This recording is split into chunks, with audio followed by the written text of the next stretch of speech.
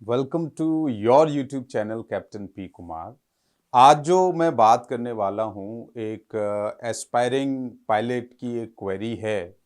How to apply a job in any airlines after a vacancy. और इसके साथ साथ मैं ये भी आपको बताना चाहूँगा कि भाई उस वैकेंसी में अप्लाई कर दिया तो उसका सिलेक्शन प्रोसेस क्या होता है, क्योंकि सारी चीज़ें ही इंपॉर्टेंट हैं। Only application is not important for you.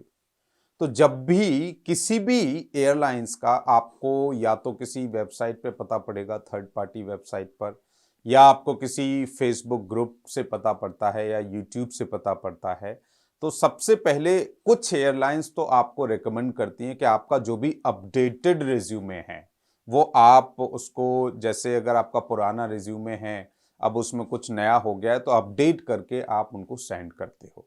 वो उसको शॉर्टलिस्ट करते हैं। फिर आपको आपके हो सकता है लाइसेंसेस मांगे वो कि भाई आप अपना सीपीएल भेजिए, आप अपनी लॉगबुक की स्कैन कॉपी भेजिए, आप अपना एफआरटीओएल भेजिए, आप अपने आरटी भेजिए, मेडिकल भेजिए, क्योंकि आपकी एलिजिबिलिटी क्राइटेरिया को भी वो एचआर डिपार्टमेंट वेरीफाई करता है। जब आप अपना रिज्यूमे भेज देते हो और सारी कंडीशन फुलफिल कर देते हो तो वो आपको शॉर्टलिस्ट करते हैं। किसके लिए? आपके रिटन एग्जाम के लिए। कुछ कंपनियां क्या है आपसे ऑनलाइन एप्लीकेशन ही प्रोसेस करवा देती हैं कि once you you have to create your login ID and password. उनकी वेबसाइट पर जाकर के ये सारी चीजें आपके जो गाइडलाइन होती है जब कोई भी वैकेंसी निकलती है तो उसमें बता दी जाती है। अब उस गाइडलाइन में आपको पता है, एज ए यूजर आप वहां पर रजिस्टर करते हो। रजिस्टर करने के बाद कि भी आपकी फ्लाइंग कितनी है, किस एयरक्राफ्ट पे कितनी फ्लाइंग है, कौन सा एयरक्राफ्ट आपके सीपीएल पर इंडोर्स्ड है, कब एक्सपायर होगा आपका लाइसेंस, आपके मेडिकल की वैलिडिटी कब है। तो ये सारी चीजें आपको, उनका इंटरफेस होता है, लॉगिन आईडी यूजर आप एक बार एज ए रजिस्टर्ड यूजर हो जाते हो उस एयरलाइंस के साथ, तो आपको ये फुलफिल करना पड़ता है।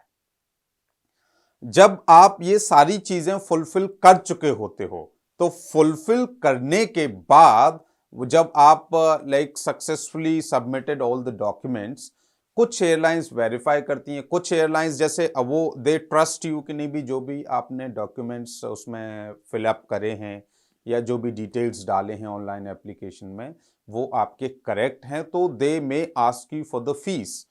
कुछ एयरलाइन आपसे रिटन एग्जाम कंडक्ट कराने की फीस लेती हैं, कुछ एयरलाइंस आपके रिटन से पहले कुछ पैसे नहीं लेती हैं, आपका रिटन एग्जाम करा देती हैं। उसके बाद आपका जो कंपस टेस्ट होता है या कैस होता है जिसमें आपको ये आपका hand and eye coordination check किया जाता है, आपकी साइकोलॉजी चेक करी जाती है, उससे पहले पैसे ले लेते हैं।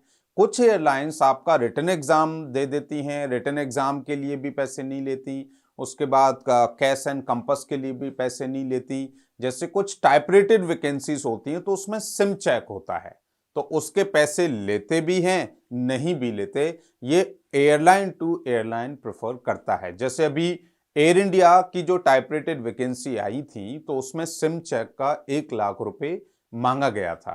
एंड उसमें ये था कि भाई आफ्टर सिलेक्शन या कुछ मुझे याद नहीं आ रहा, वो आप उनकी जो भी जो टर्म्स एंड कंडीशंस हैं आप एक बार जाके प्लीज चेक कर लेना। उसमें रिफंड का कुछ था 1 लाख का कि आफ्टर सिलेक्शन था या if you do not gate select तो वो देंगे, ऐसा कुछ है, but I am not sure about it. तो ये सारा प्रोसेस रहता है सिलेक्शन का और एप्लीकेशन का। तो कुछ एयरलाइंस पहले ही पैसे मांग लेती हैं, कुछ रिटर्न के बाद मांगती हैं, कुछ कंपस से पहले मांगती हैं, कुछ सिम चेक पर मांगती हैं। तो पैसे तो सारे लगभग मांगते ही हैं। कोई भी एप्लीकेशन आपकी पायलट की वैकेंसी के लिए फ्री नहीं है। और इसका आपका 20,000 से 1 लाख तक आपकी एप्लीकेशन की फीस होती है किसी भी एयरलाइन में एज ए पायलट अप्लाई करने के लिए। नौकरी मिलना तो बाद की चीज है। तो ये तरीके हैं। एक ऑनलाइन भी है, ईमेल से आपका रिज्यूमे मांग लिया जाता है, आप ऑनलाइन अप्लाई भी कर सकते हैं। तो तो ज़्यादातर जो एयरलाइंस हैं वो आपको एक ईमेल आईडी दे देती हैं एचआर की, और उस पर आपको अपने अपडेटेड डॉक्यूमेंट्स भेजने होते हैं। उसमें आप वो चेक करने के बाद आपको शॉर्टलिस्ट करते हैं और आपको फर्दर प्रोसेसिंग के लिए कॉल करते हैं। अब जब आप एक रिटन क्वालिफाई कर लेते हो, अब मैं सिलेक्शन प्रोसेस के बारे में इसमें बताना चाहूंगा कि जब आपका रिटन क्वालिफाई हो जाता है तो वो आपको कैस या कंपस के लिए बुलाते हैं। फिर जब कैस और कंपस क्वालिफाई होता है then they call you for the interview, और इंटरव्यू में आपका जीडी होता है, ग्रुप डिस्कशन के अलावा ग्रुप एक्टिविटीज भी होती हैं एज पर एयरलाइन की रिक्वायरमेंट और एचआर पॉलिसीज के अकॉर्डिंगली, पर बहुत ज्यादा ड्रास्टिक चेंज नहीं होता है। अब उसमें जो जैसे ग्रुप जीडी आपने क्लियर कर लिया, आपने और कोई ग्रुप एक्टिविटी है वो क्लियर कर ली होती है, तो आपको हो सकता है सेम डे, अदरवाइज दूसरे दिन आपको इंटरव्यू के लिए बुलाया जाता है। फिर आपकी मेरिट लगती है और उसमें जो फाइनल कैंडिडेट्स जो सिलेक्ट होते हैं ओवरऑल, जैसे कि मैं एक एयरलाइन एचआर हूं और मुझे 50 कैंडिडेट सिलेक्ट करने हैं, तो मैं टॉप 50 कैंडिडेट्स ऊपर से सिलेक्ट कर देता हूं, बिकॉज मेरे पास सबका स्कोर आया हुआ होता है और एक जो भी रिजल्ट डिक्लेयर करता है एचआर डिपार्टमेंट उससे आपको ईमेल आ जाती है।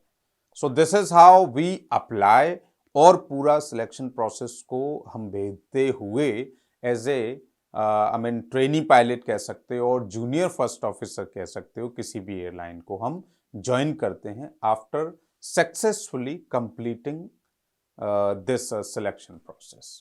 So I hope I have given answer of your query how to apply once the vacancy is out. और एक और चीज जो मैंने आपको एड ऑन कर दी है, because that is also important, कि सिलेक्शन प्रोसेस क्या होता है, किस किस स्टेज के थ्रू आपको गुजरना पड़ता है एक पायलट बनने के लिए किसी भी एयरलाइंस में, और किस तरीके की फीस इन्वॉल्व होती है। Thank you so much, captain P Kumar. See you soon. Bye for now.